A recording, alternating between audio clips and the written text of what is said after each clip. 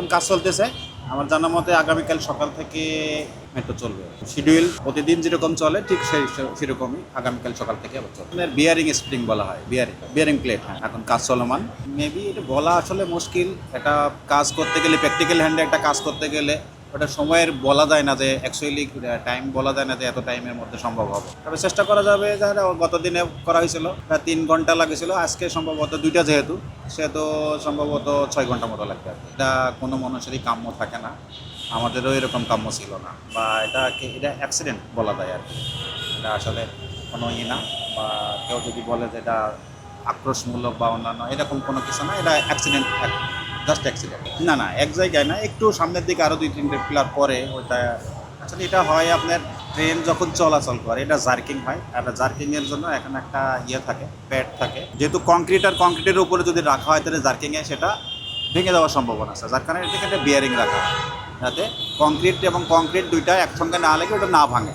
আর এই বিয়ারিং প্যাডটা ওই দুইটার মাঝখানে দেওয়া হয় যাতে ওইটা না ভাঙে। এখন এটা কোনো কারণবশত স্লিপ করে পড়ে গেছে আস্তে আস্তে, একদিনে হয়তো পড়েনি, হয়তো সময় লাগছে, আরও আগেই হয়তো এরকম হয়েছিল, হয়তো খেয়াল করা হয়নি আমাদের। হ্যাঁ, নিয়মিত তদারকিও হয়। আপনার দিয়াবাড়ি থেকে মেট্রোর মতিঝিল পর্যন্ত লাইন তো কম না, প্রায় 17 কিলোমিটার। মনে করে প্রতিদিন যদি কথা, তাও 17 দিন পর একটা পর দেখা হয়। এই 17 দিনের মধ্যে তো ধরেন হয়তো এটা দেখা পড়েনি, রেগুলারই দেখে এটা। আমিও ছিলাম না এখানে, আমি আসছি কিছু অনেক পরে। ইউটিউবে আমি দেখতে পাই যে তাদের পরিবারের জন্য নাকি 5 লক্ষ টাকা দেবে, এবং তাদের যদি চাকরি করার মতো কেউ থাকে তাহলে তাকে চাকরি দেবে, এরকমটা শুনছি। আসলে এটা কত দূর কি আমি বলতে পারবো না। এটা জীবনের মূল্য তো আসলে কিছু না। এখানে একটা বিষয় আছে, আমি যেটা মনে করি, অ্যাক্সিডেন্ট তো অ্যাক্সিডেন্টই, এখন সে যে পারপাসেই হোক। যে কিছুদিন আগে মনে করেন 1-2 বছর আগে আমার একটা ছেলে মারা যায় মোটরসাইকেল অ্যাক্সিডেন্ট। এখানে তো ওই মোটরসাইকেল অ্যাক্সিডেন্ট বা যার সাথে অ্যাক্সিডেন্ট হয়েছে তার দোষ দিয়ে তো কিছু হবে না। এটা আসলে আল্লাহ একজন মানুষকে নিয়ে যাবে, এখন কোনো না কোনো অছিলা, এখন সে যে কোনো অছিলায়। আমিও আমার এই ক্ষেত্রে আমারও আসতে পারতো এইখানটায়। এটা হচ্ছে মরণটা আসলে আপনার অ্যাকচুয়ালি কারণ দোষ দেওয়া আমি মনে করি যে আসলে ঠিক না। এটা হলো হয়তো উনি তো এখানে নাও আসতে পারতো, যেহেতু ওনার পাসপোর্ট ছিল বা সম্ভবত ভিসাও ছিল, শুনলাম হয়তো বাইরে ছিল, বাইরে থেকে দেশে আসছে, আবার ভিসা লাগায় নতুন করে আবার হয়তো যাবে। উনি এখানে কেন আসলো, অন্য দিক দিয়েও তো যাইতে পারতো। এটা পরিপূর্ণ সবটাই উপর আল্লাহর ইচ্ছা।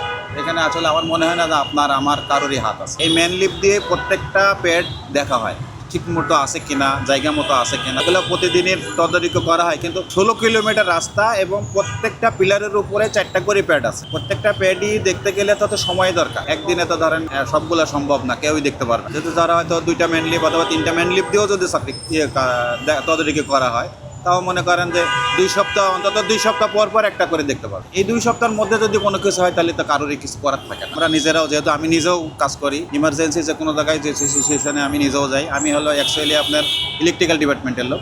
উপরে যে ট্রেনটা যে তারে চলে, যেখানে যে বিদ্যুৎ নিয়ে, আমি ওই ডিপার্টমেন্টের লোক। আমরা রেগুলার প্রত্যেক দিন ট্রেন বন্ধ হওয়ার পরই আমরা চলে আসি চেক আপ করার জন্য।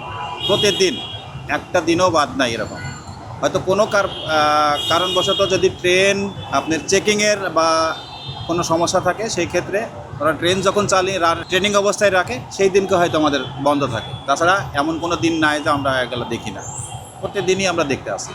তারপরেও মানুষ তো ভুল হতেই পারে, আমরা তো সবাই মানুষ, আর এটা হয়তো ভুলের মধ্যে থাকতে পারে।